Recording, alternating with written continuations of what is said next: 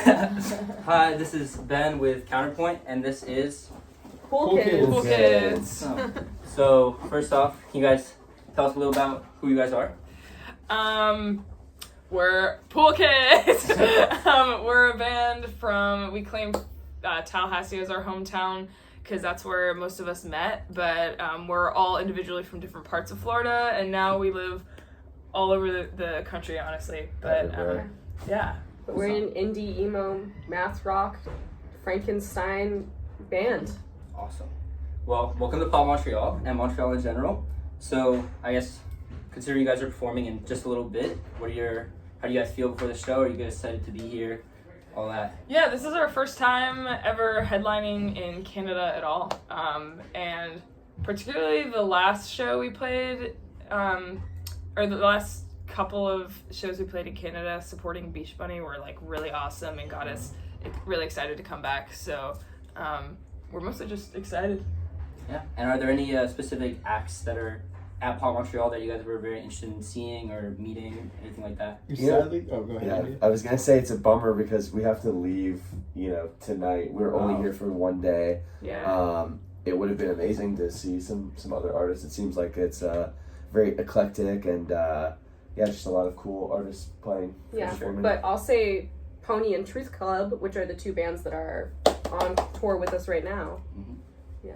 Awesome. So going into, I guess, inspirations for you guys musically, I did look through on the Spotify. Each of you guys had a playlist, and I looked through a couple of those, and I guess there's very differing styles, kind of. Yeah. Christine has like Ethel Cain, and Frownline, and then like Nicolette has like some Dolly Parton, but also like replacements. So it's like a bit of a mix of like singing and versus like heavier band stuff, and then Andy has a lot of harder metal stuff like Swain and Cloud Nothings, and Caden has like, you got a mix of like everything, honestly, with the stuff from Shell Casing and Leaky On and Clary Berry. So I just kind of, you guys all have these different sounds that you guys pull from, so how do you bring it together into one cohesive? I kind of think our different music tastes are like a totally separate thing from like what we bring to the band. We get that question like a lot, but it's really not like a combination of like Nicolette's trying to bring like Dolly Parton aspects to the band, you know what I mean? It's just like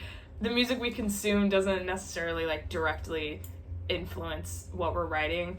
I think we all have totally different like tastes in music, but when we come together, I just think it sounds like Pool Kids, honestly. It just like sounds like our own thing that we just try to generalize as big rock. Yeah.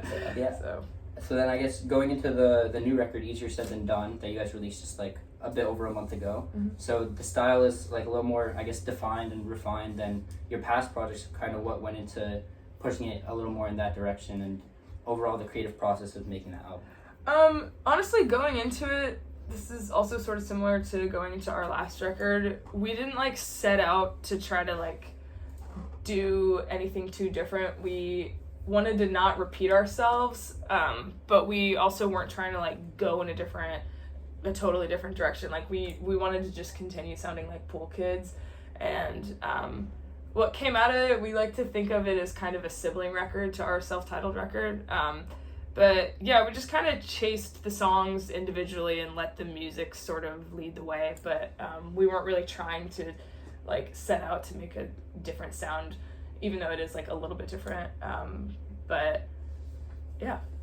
And then going into the creative process, I saw you guys had this like chart with all your different like the chart of death. So, and yeah, I heard it was not the most enjoyable thing to work with. So why'd you guys choose to use that, and what was the benefits and I guess also the negatives of having something like that? Yeah, at first it felt like a good like organizational tool to just feel like, okay, we've checked off all of these boxes on drums, and we worked very like instrument by instrument at first, and then that's cool for certain bands, but where the chart didn't work for us is we were like, we need to kind of like move like across the board rather than one at a time, because we like did so much like tinkering and like morphing of parts, and like there were things that were happening where it's like, okay, we've now recorded everything else. What was that thing that we said like 9 days ago that we wanted to come back around to for this song on guitar, which is like only just now getting attention? I think it's one thing if you're gonna make a chart of like drums and bass and like basic main guitars. I think a big thing where we went wrong is we would put like a row for like magic, like, ooh, we have to add magic to each song, like it's like a checklist thing, and those are the things that like come about naturally. And then it ended up being these blank boxes that were like staring at us like, magic better happen right here on this song, have you checked off the magic box on this song, and stuff like that. And then there was also like, there's a lot of like additional guitars you'd like to add to things that we kept questioning, like, well, do we put a check on this guitar box for this song or not? And it's like, it's okay if you want to do just the basics, but we ended up making like 14 rows, and it was just like, we just did it wrong. Yeah. So now that you guys just started your tour and now you've entered Canada and you're gonna go all over the place, what venue are you most excited to go to? What venue has like been the most enjoyable in previous tours? I don't know, what do y'all think? I'm excited to return to Polaris Hall in Portland. That's like a really like nice venue with like a cute restaurant around the corner that I'm excited to go to again. But I just had a really great time when we played there on a support tour a couple years ago. So I'm excited that now it feels like it's our turn to headline and be like the one in charge of like the show there. I think that's really cool. That's a show I'm looking forward to. A show that we just played that I had a damned good time at was definitely Yuki Club in Philadelphia. Same exact deal as last time for anyone who's familiar. It's like a Ukrainian cultural center with no AC in Philadelphia, and it's like very DIY, very punk, and we're all sweaty and gross, and so was everyone in that audience, but we had so much fun, and that it really felt like a repeat of our experience the first time there. So that's what I'm looking forward to, and the one that I've liked the most so far.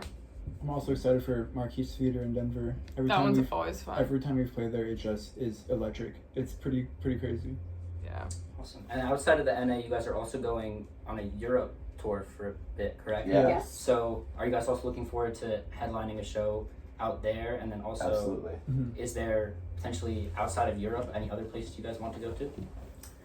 Oh, I mean, we want to go. Yeah, I feel like our band, we want to go everywhere for sure. We literally are like, we want to play Antarctica. Like, we want to literally play everywhere. Yeah, I'm really hoping we get to go to Mexico on this like album cycle. Like, I really like think that like that and like maybe some like Latin American shows would be really, really cool. Yeah. I'm dying for like Southeast Asia as well. We did Japan, and we were so close to those countries, and it's just like they have like a really cool culture too. So I'd love to like not mark that off the box.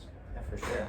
And then final thing on the most recent album is the cover art. It kind of looks like a road. Is there a specific reason behind like that specific picture, or it's just like kind of looked cool? It's a picture that Andy took on tour. Yeah, on tour from the inside of a van, and the first time I think it was the first time he sent it, I kind of was just like, whoa, that kind of looks album covery. And then we like didn't return back to it for like a while. And we were trying to work out some other ideas, and it wasn't really sticking, and then we ended up like bringing that back, and then it felt very fitting because there's a lot of like tour songs on the album, and there's a lot of songs on the album that the whole band can relate to, so I thought it also just kind of like added to it, made it special that like someone in the band took the picture, and it's like a picture from a van, so yeah, it felt relevant. And so I know you guys are going on tour now, but are there plans on, have you already been working on music for after the tour? I've started writing and a little bit of demoing for the next record, but I haven't brought anything like to the band yet, so it's still in the very, very early stages. Awesome. And I don't want to hold you guys for much longer, so finally, if someone just listens to Pool Kids, what do you want them to kind of take away from that experience? Ooh. I don't know. Come see us live. Yeah. I want you to listen to that record and Get say, big. I have to see this band live at some point. That, and also like a feeling of like I will have to show my friends, like a discovery of sorts. Awesome. Well, thank you so much for taking the time out of right before the show. Thank you. Appreciate you. Bye.